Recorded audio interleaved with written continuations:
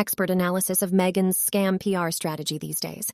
Hello, friends. Welcome to breaking royal news about the notorious hypocritical couple, Harry and Meghan Markle, on our Royal Fantasy channel.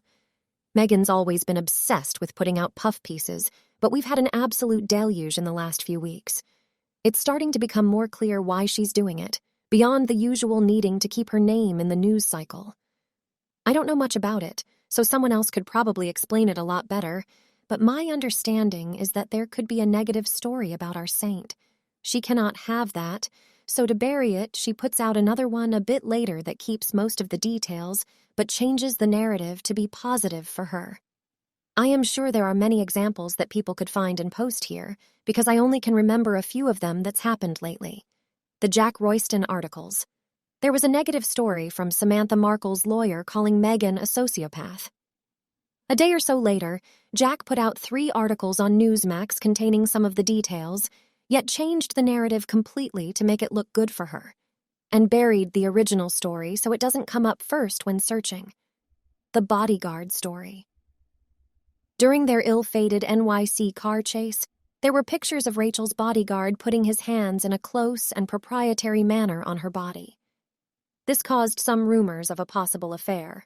A short time later, we get a story how she's up for a part in the new Bodyguard film with Kevin Costner. This ran for several days, thus burying the affair one.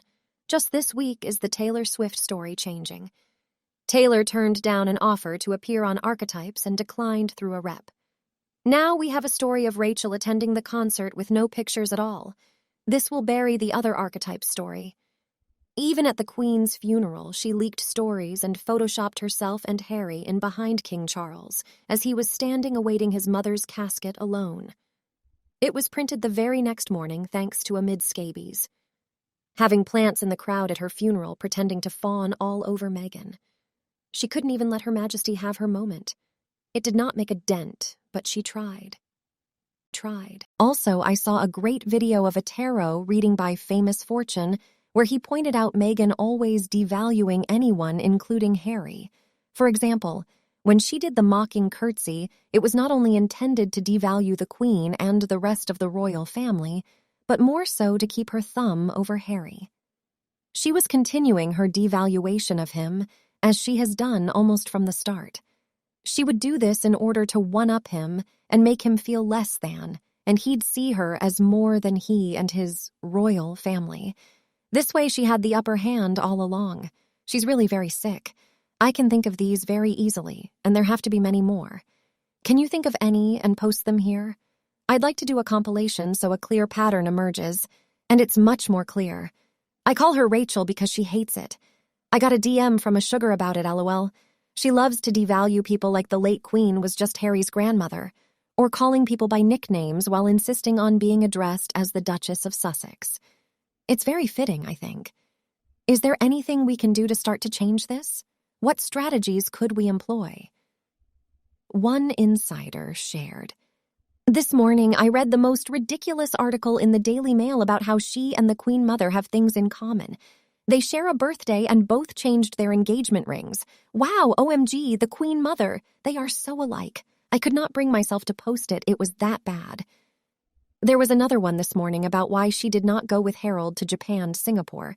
She is probably enjoying the last days of summer with Archie on the beach, and he may be going to preschool in the fall. Probably and may. Whoa, a scoop that big is absolutely worthy of an article.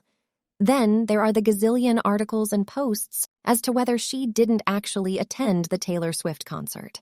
I don't know how much it costs to put all these counter-narrative articles out there, but hey, when the stakes are this high, doesn't it make sense to sprinkle disinformation and misinformation everywhere in the media to try to shore up her reputation?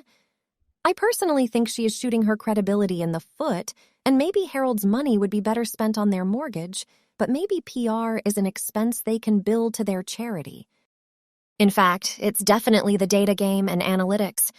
It used to be just Meghan for her own narrative control because she had to kill every criticism of her. Previous analytics weren't great but weren't too bad despite poor popularity polls. Their past puff pieces and sugars, etc. faked decent stats as the foundation for sufficient positive media presence. With their bot services under increasing heat, on top of increasing calls out on their antics, the underlying analytics have shifted as the volume of negative data points has risen, which is bad to seal already drying up deals. So they've decided to just turn around and run with it instead. Well, it's not just her but Harry, as well as in their joint/solo brands per advice from some professionals. I started suspecting from the polo match announcement, 'cause my home ground, that was when the light bulb came on. Mainstream media will report neutrally, but if you put Prince in Singapore, Harry has completely hijacked the search results since versus Earthshot. They need to show updated stats for all their remaining new project attempts, whether for her merchant or his eventual exit and image rehab. They are performing data analytics every day as they sit in their war room for the battle of survival. That's why the media assault has been endless and not even making sense anymore. Narc holding grudges means Meghan will never be a quiet fan of Taylor Swift, but waiting to see when she can humiliate past grievances a la her podcast. It's probably been a crucial few weeks, e.g. the new Instagram inked, etc. All a numbers game to launch her as strongly as they can, but we know how it will all turn out. We have a saying, loud roar of thunder, accompanied by tiny raindrops in the end. An expert in the field of PR said, "It is absolutely possible to manipulate, influence search engine results. There are thousands of companies that are buying Google statistics and various cookie trackers and then know better how to promote one material and down-popularize another one. This is a big, big business. And if Meghan and whoever is promoting her keep injecting articles, they have good chances to keep those afloat whole. Worthy but scarce information resources will be indexed at the bottom." What is absolutely correct observation is that continuously injecting fresh news is key to this strategy. And she is doing this to manipulate SEO results to wash out the negative stories and link her name with A-listers in search results. Special bonus points if the celebrity also had ties to Diana. She just did this with John Travolta too. Both Costner and Travolta had Diana stories. If she can't be linked to them in real life, it can happen virtually. She's such a twisted piece of work. Meghan had a London-based company that specialized in this stuff, Go Up, as well as the business guy they brought to Ellen's. He is also in some kind of internet promotion business. As to changing the search engine's wordings, Meghan did the same recently, where she tried to change the meaning of markled from being a loser due to a connection with her, like Spotify, to Meghan dumping friends. Meghan does this all the time. She also, I think, last year put out some story about vacation on a yacht belonging to Jack Brooksbank, or his friend or something. Obviously, the attempt to redefine markled was irritating, especially that guy that interviewed Taz. Her quizzical expression to his silly attempts to apply it as dumping a friend was handled well. No, as an example, you'd find out what it is by the drop in your polls, viewership, etc., because you're no longer seen as someone trustworthy or honest because of your association with Markle. When the sponsors pull out because of the loss of eyes on their products, you will have been markled. Your value plummeted because any attempts to rehabilitate her image simply don't have a leg to stand on, but you did it anyway. Do you see? It's not just a falling out between friends. Good luck. Wonder if Meg listened and learned from when she was potentially using the PR firm Go Up and Edward Coram James. SEO results are part of his main push for clients. I don't think she's using him anymore, as it feels like the PR is back in the house, aka Meg, for how chaotic yet relentless it's been. Perhaps she's picked up some strategies and is attempting them on her own. But when you search his name and Markle, he is still commenting frequently in 2023, including in Marca, the Spanish tabloid that has a connection to all Meg-related breaking news. This is definitely her tactic with WME at work. The risk you run doing this is overexposure, and they've been overexposed for a while. Supposedly they were going to chill and let us all breathe, but instead, they've doubled down. Not a very smart way to make a comeback. This is why she hates the YouTube channels so much. You can't game the search results as much as you can Google. Part of the algorithm relies on each viewer's habits, not just an overall search of Meghan Markle is a liar. She can hire a bunch of bots to keep searching for Meghan is glorious and queen of our souls.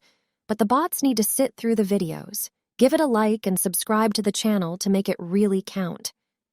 I'm sure that's a lot more expensive than just hiring bots to click on videos and do searches.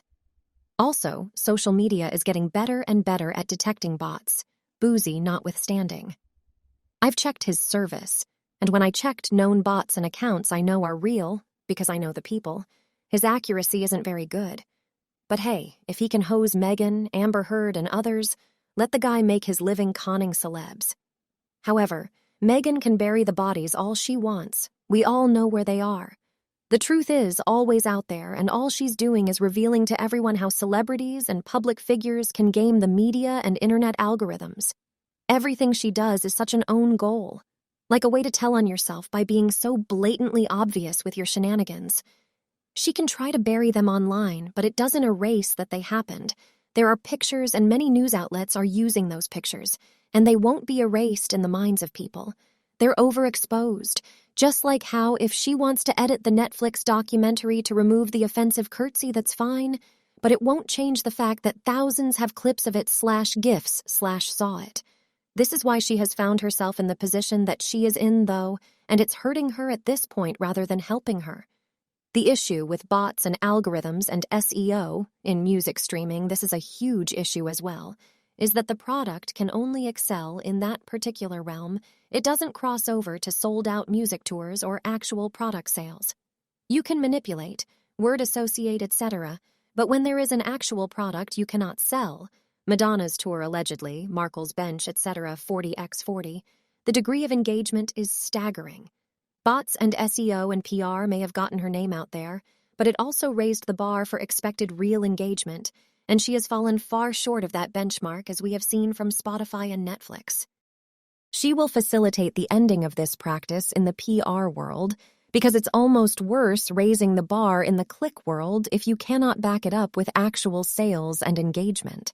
She's finding this out with her 56K followers on her maybe Instagram.